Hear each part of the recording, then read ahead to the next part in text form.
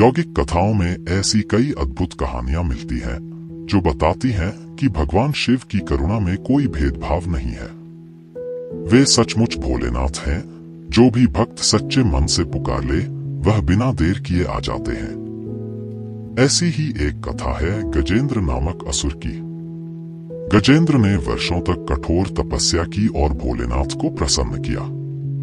वरदान स्वरूप शिव ने कहा, जब भी तुम मुझे पुकारोगे मैं तुरंत आ जाऊंगा। अब हुआ ये कि गजेंद्र छोटी छोटी बातों पर भी शिव को बुला लेता।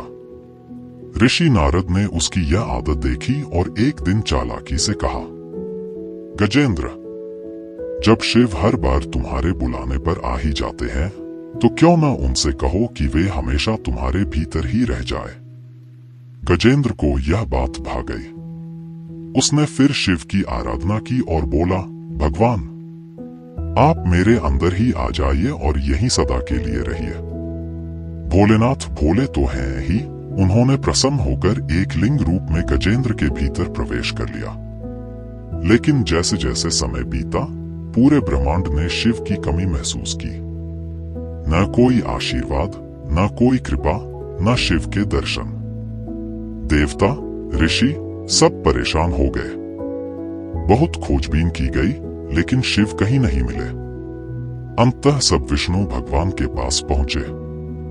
विष्णु ने कहा, शिव तो गजेंद्र के भीतर है, यही कारण है कि वे दिखाई नहीं दे रहे। देवताओं ने चिंतित होकर पूछा, तो अब क्या किया जाए? गजेंद्र तो शिव को अपने अंदर रखकर अमर हो गया है। विष्णु ने मुस्कुराकर कहा, चिंता मत करो, इसका हल है।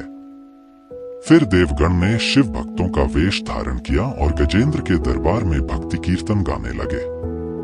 उनकी भक्ति इतनी सच्ची और मधुर थी कि गजेंद्र ने प्रसन्न होकर उन्हें अपने महल में बुलाया। जैसे ही वह शिव भक्ति के गीत गाए गए, शिव, जो गजेंद्र के भीतर छिपे थे, भावनाओं को रोक नहीं सके।